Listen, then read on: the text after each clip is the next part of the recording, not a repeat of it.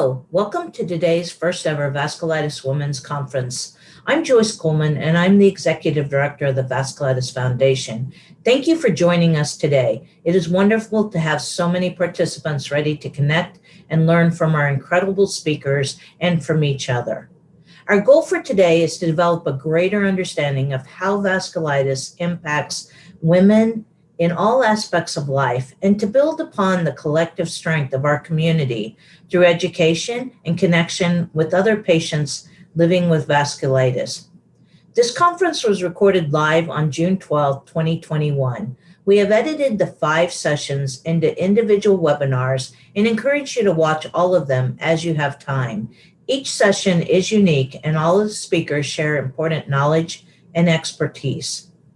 My co-host for today's conference is Kaylin Young, the Director of Development and Communications with the Vasculitis Foundation. Kaylin has her master's degree in social justice and human rights, specializing in qualitative research methodologies. She served as the Director of Research Affairs for the Vasculitis Patient-Powered Research Network, our VPPRN, for the 7 years prior to May 2021. Kaylin has dedicated her career to patient engagement in clinical research and has a deep passion for elevating the patient voice in research design, implementation, and development. Also joining us today on the conference and working in the background is Ed Becker, our VF media producer. Ed produces the VF Road to Wellness webinar series and the Vasculitis Visionary podcast, featuring conversations with medical specialists from around the world. He also serves as co-producer on a new podcast series, the ACR VF Guidelines, which will be launched later this summer.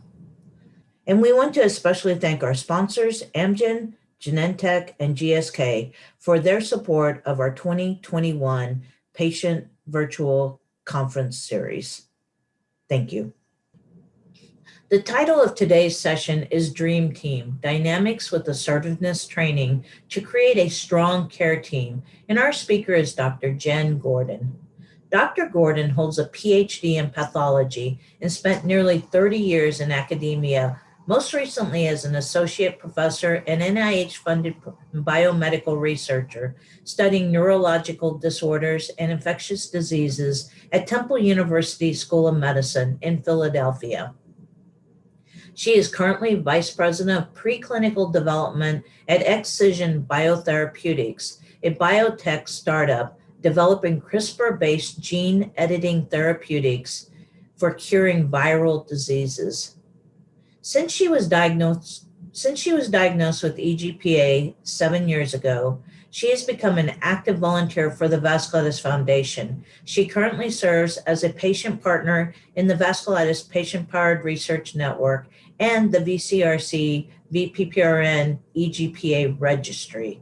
She is committed to using her skills and knowledge for research and education toward improving the lives of people living with vasculitis. Dr. Gordon, thank you for being with us today.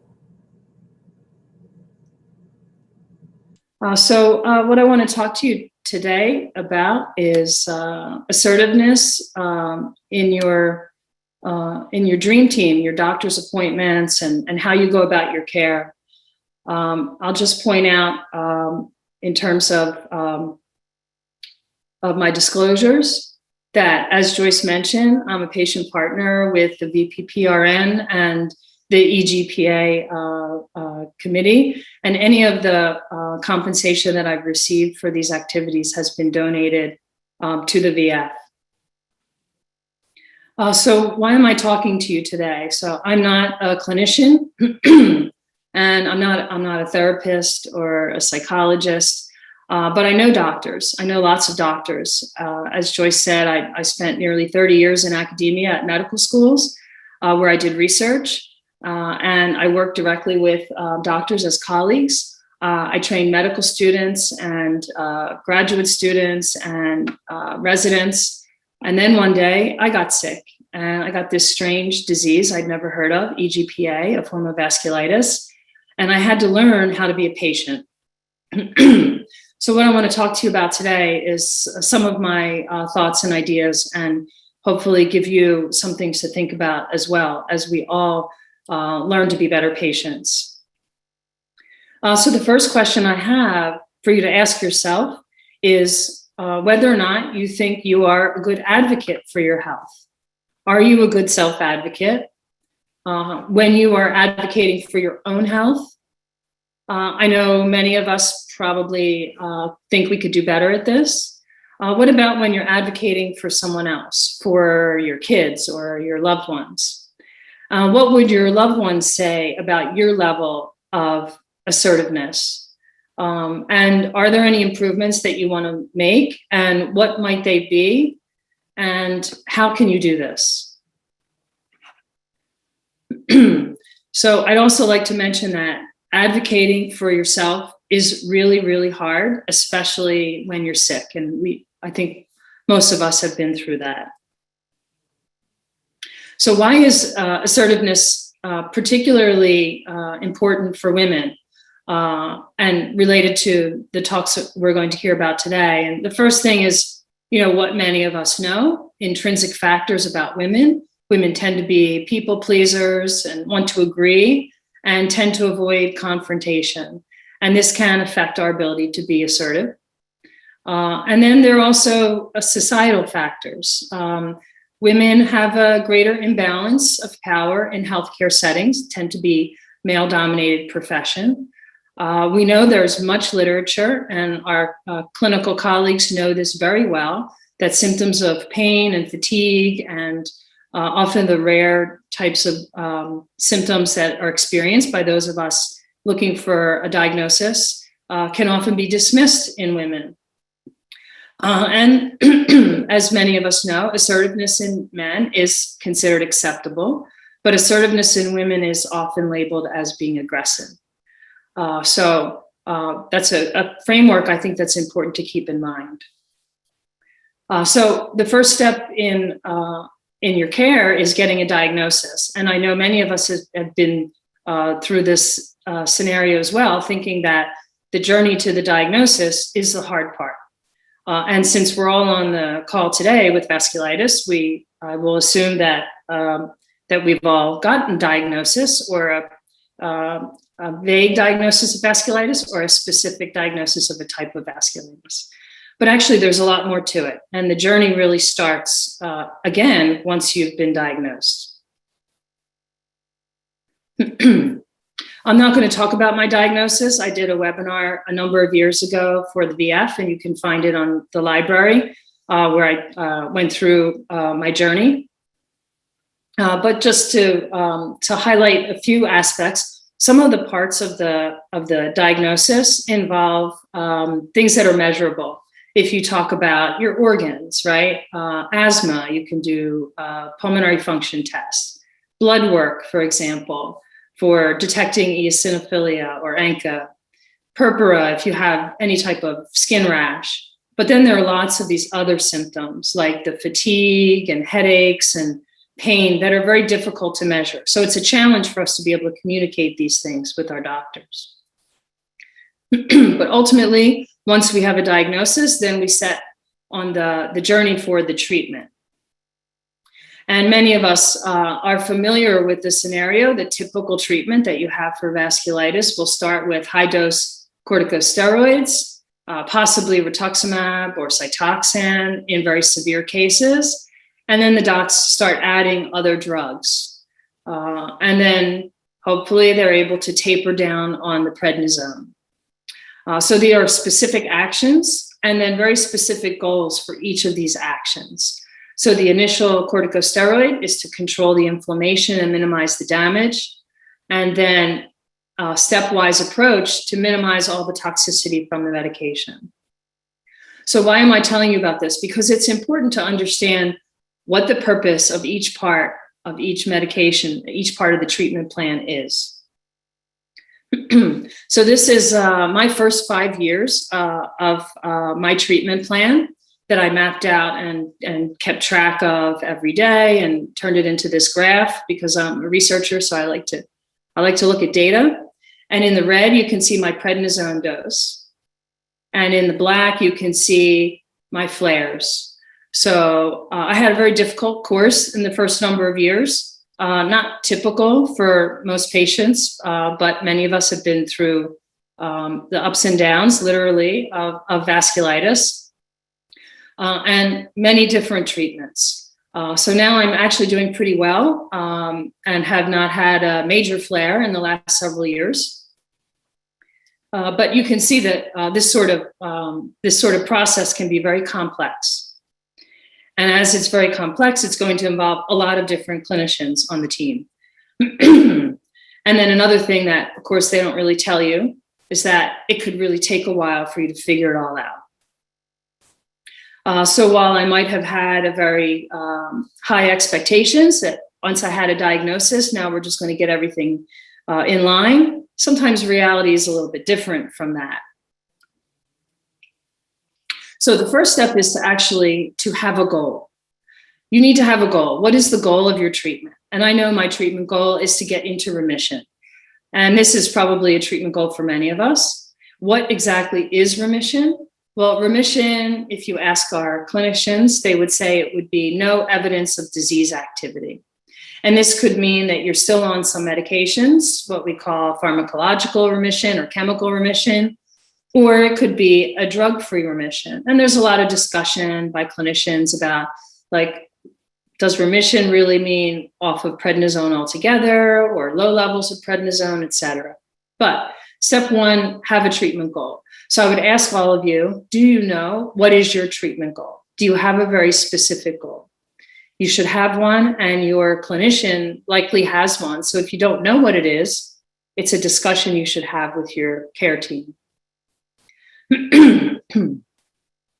So the goal here is supposed to be to set this the big goal of remission. And usually the big goals are the easy ones. And it's when you kind of drill down into the details that it can get to be more challenging.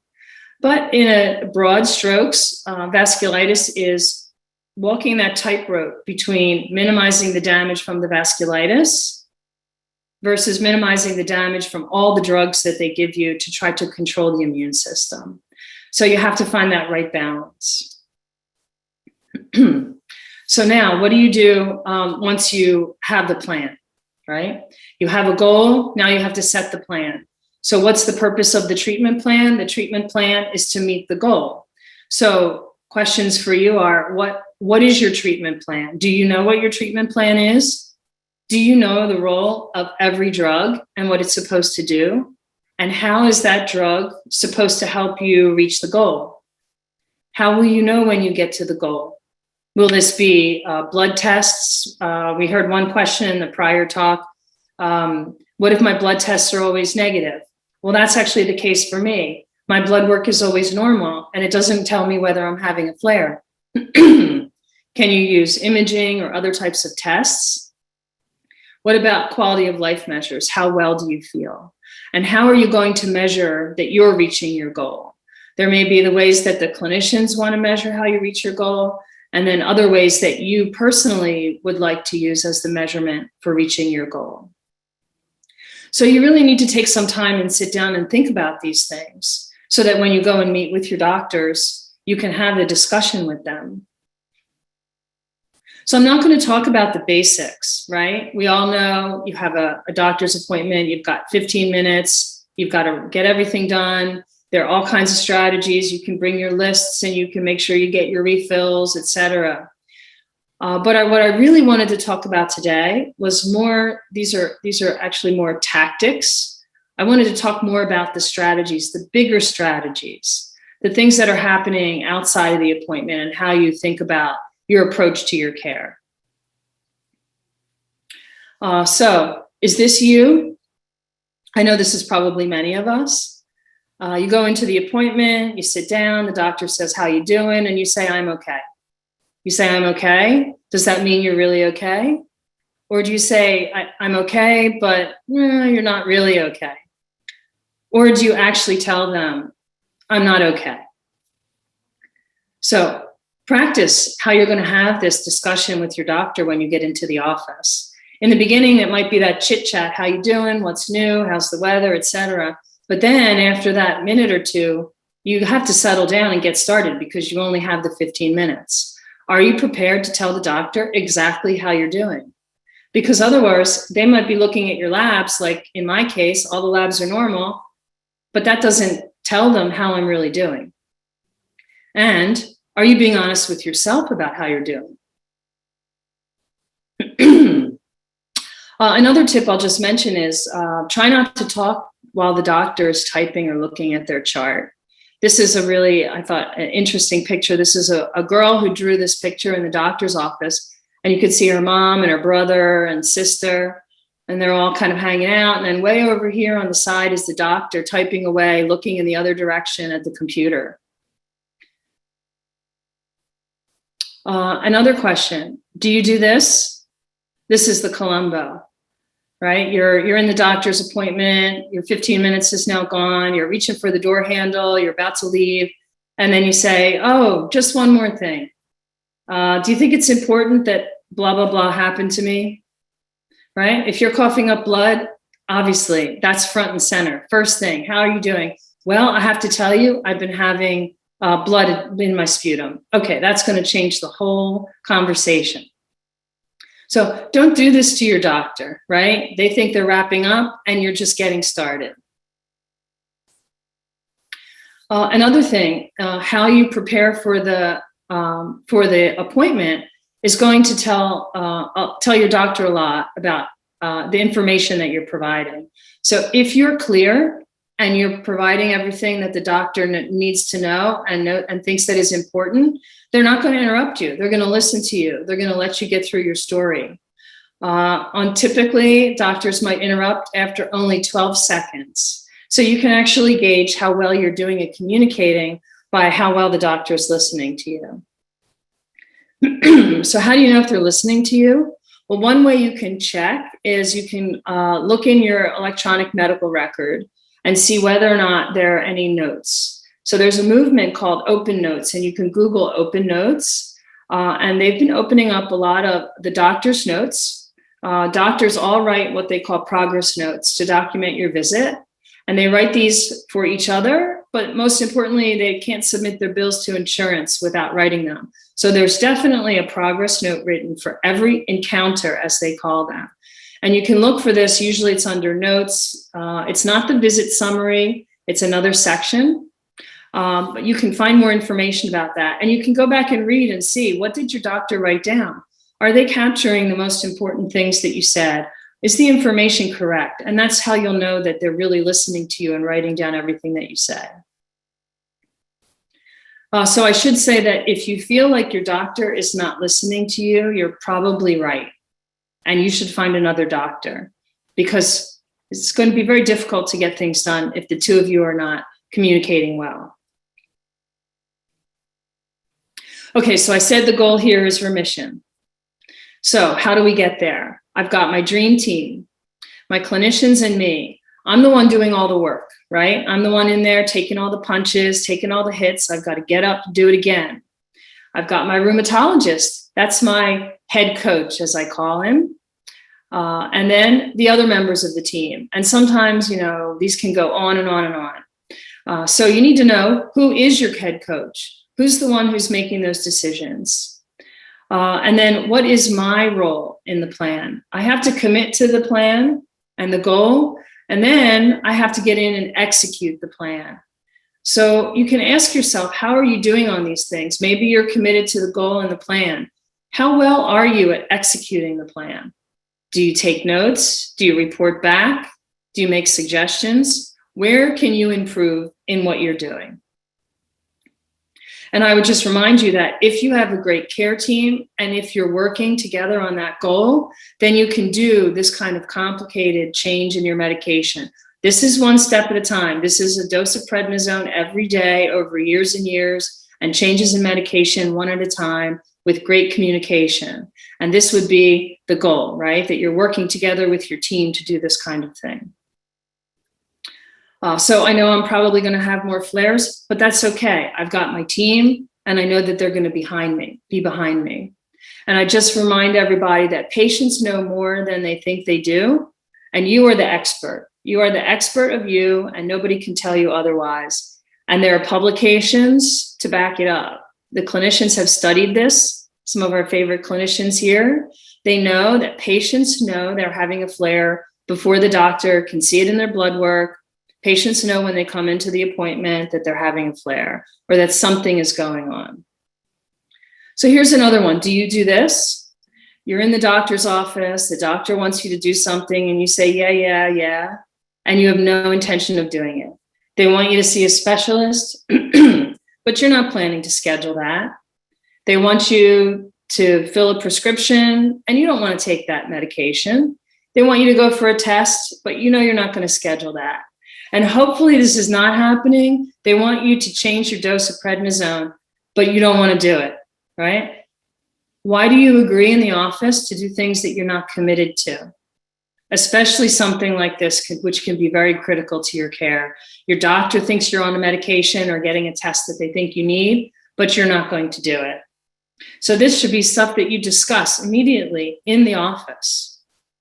This can be really hard to disagree or to question your doctor. So you can plan, practice. What are some of the things that you can say to your doctor? When all else fails, you can say, I don't know, I need to think about it. But practice saying, this is not working for me. I need to tell you something. This is not a priority for me. Can you explain that to me again? Practice saying that so that it comes naturally to you when you're in the appointment and you don't have to try to think of the words. Come up with your default, when they say, can you do this? What is your response going to be? The other thing is, do your doctors know what their job is? So I know my rheumatologist, as I said, is my head coach, and nothing happens unless my head coach agrees. And I make that clear to everybody else. If another doctor mentions prednisone, I say, got to check with my rheumatologist, right? Doctors want to do something. They want to give you a prescription. They want to give you a referral. Maybe you don't need that. My lung doc, for example, just knowing the doctor is there in case I have an infection and I need to bring them a sputum sample, that's all I really need. I don't need antibiotics. I don't need other referrals. I just need to know that they're there on standby for me just in case. And sometimes the doctor needs to hear that. Why not just tell them, it's really great that I can come and see you and I know you're there when I need you. And they understand that that's enough. And sometimes to send them a note saying everything's doing well so that every time they hear from you, it's not because there's a disaster. So if you want to get to your goal, what doctor is going to help you get there? And sometimes, people get conflicted about getting a second opinion, thinking that this might be cheating on your doctor. Well, I'm sure many of us have experienced with our vasculitis docs that they may recommend, hey, why don't you go and talk to somebody else? These guys work with each other. They know each other well. So you may be able to get in a second opinion. Sometimes the doctor wants you to get a second opinion. It's not cheating. We're all in this together. Another thing is to try to separate the message from the delivery. So if you're faced with a choice, would you rather have a super nice doctor who's not an expert in vasculitis or a super experienced doctor that is really difficult to work with? It depends, right? I mean, your PCP might be super nice and not have a lot of experience, your primary care doctor, but they're really taking care of you. They help diagnose you. They're committed to answering the questions and figuring things out. That's great. A world expert, you're going to see a surgeon. You go to see them once in a while. I know I really want the surgeon to be a great surgeon, not necessarily the nicest person in the world, because when you're on the operating table, I don't need them to be nice to me. No offense to any surgeons who might be listening. So it's good to think about, what do you want from your doctor and how are they helping you meet the goal? What do you want from your doctor? Do you want them to tell you everything is okay? Most of us know that we want them to respect us and listen to us and help us to decide what we should be doing. But sit down and figure out, what do you want and how are you communicating that clearly? What are the questions that you're asking the doctor? We had a lot of questions on the chat already. Why did this happen? What is the cause? Do we think something like this caused it? Unfortunately, right now, for vasculitis, most of the answers are, we don't know. And knowing the cause right now does not affect the treatment plan. So while these are interesting questions and research questions, they're not going to tell you what medication to take and how to reach your goal of remission. So the more questions that are more valuable to ask the doctor are the why questions about treatment, about tests, about other options. And make sure you're asking the right doctor. You don't ask the electrician when the sink is clogged. So you need to know which member of the care team is responsible for what.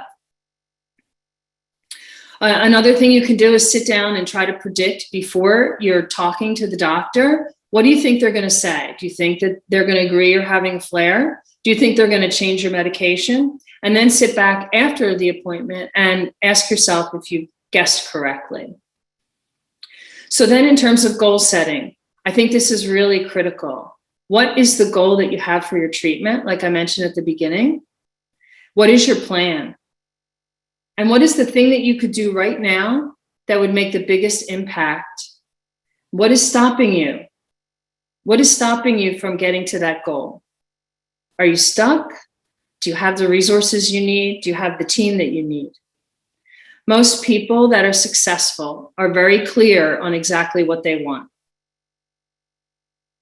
And then I'll just end with, don't give up. There are always more options for treatment, and there are new ones coming every day. So please don't give up. And then knowledge for me has been critical, learning everything that I can.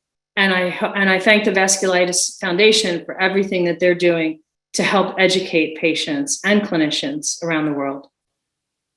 Thank you.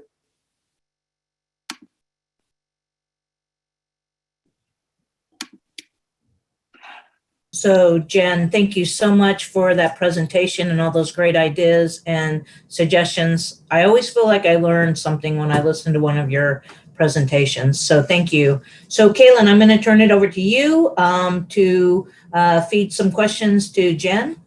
So take it away. Thank you. Actually, Jen, I'm going to have a couple of attendees have had similar comments and questions, and I would like to allow them to actually ask you directly, but we've received several kind of comments in the same general topic.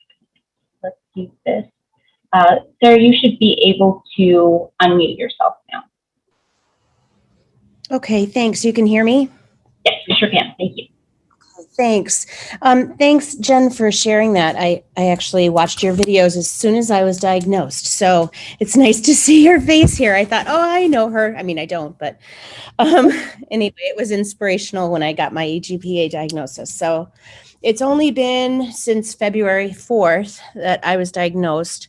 So I'm still trying to find my way through it. But one thing that you said that really struck me was, it's been so frustrating because I know what I felt like before. I mean, at least now I have a diagnosis. Last year was all about arguing with doctors that I didn't have COVID and that my asthma actually was different than it ever has been.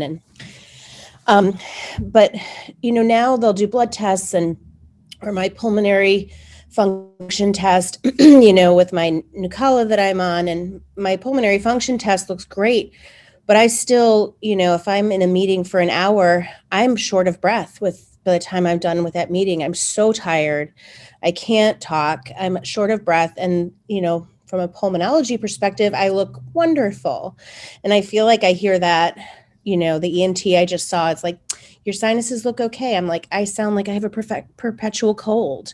And I don't know how much I just need to accept it and know, like, this is what my life is now, and how, you know, maybe that is part of it, because I'm trying to figure that out too, since this is all really new, and how much of it is, no, this is not normal, and is there something I can do? So it really struck me when you said that, and I don't know how to sort that out. Well, thank you, Sarah. I appreciate that. And I can tell you, first of all, welcome to the club that nobody wants to welcome you to, but we're glad that you're here, right? The Vasculitis Club and the EGPA Club. And it's early days. I think you need to be patient with yourself and give yourself some time. You know, many of us have been there. You can reach out to me directly. I'd be happy to talk to you. I would say that It takes a while to settle in, and it takes a long time for these meds to start working under the surface. And it can really be a long road, but there is a recovery, and there are things that you can do. In particular, I know I've been doing strength training, and that's helped my PFTs. I could not do that in the early years. I was just trying to get by. Every 5 minutes that would go by was like a success for me. So you need to be very patient and be good to yourself. But there definitely are things that you can do, and you'll figure them out. You just need to not give up. Okay, thank you. And that's a good reminder that it's some of the things are underneath the surface that you can't see. Okay, thank you. Thank you. Great, thank you. Jen, another question that came in was from Kathy, and she wanted to know, is there an application to graft the drugs with the symptoms like yours?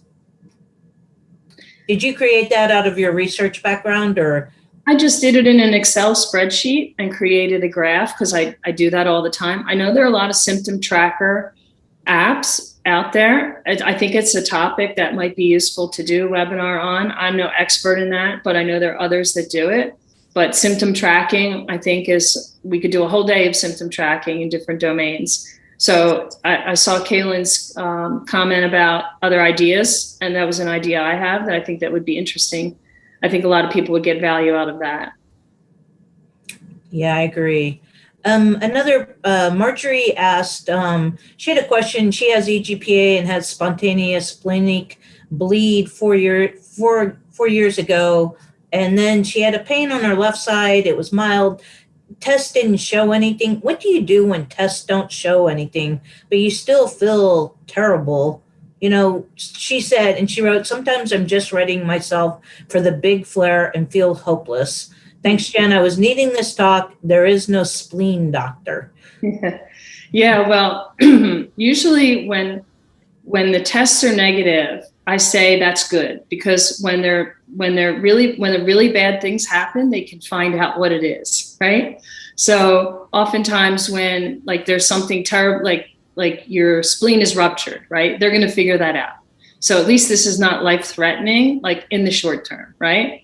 So that means that I'm open to try to figure it out myself, and to go and seek other opinions, and to keep asking questions and say, okay, if I'm not getting a response from this team of doctors, I need to find a different doctor who's going to listen to my concerns. I have to think outside the box. Or maybe I need to ask myself, are there any other signs that I could be having a flare? And it could be very subtle, but is it a side effect of a medication I may have started many months ago? Is there something we could do to try and experiment, stop a medication, change a medication, sit down with your coach, talk it through? If your coach is not listening, you need a different coach. Great, thank you. Kaylin? Great. So Vivian, I'm going to unmute you, so you should be able to pose your question. Yes, I have chronic neurological Lyme. And yeah, where can I go to get a doctor to give me at least one shot of steroids, or an IV steroid? He says it has to be done in the hospital.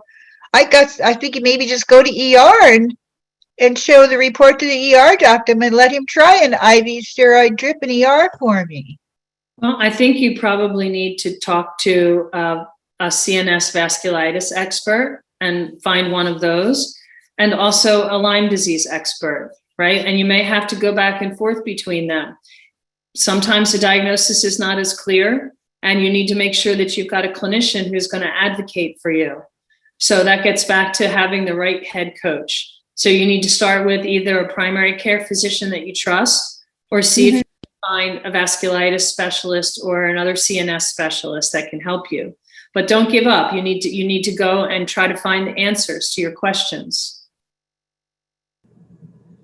Dr. Gordon, thank you for your wonderful presentation. It is such an important topic to our patients.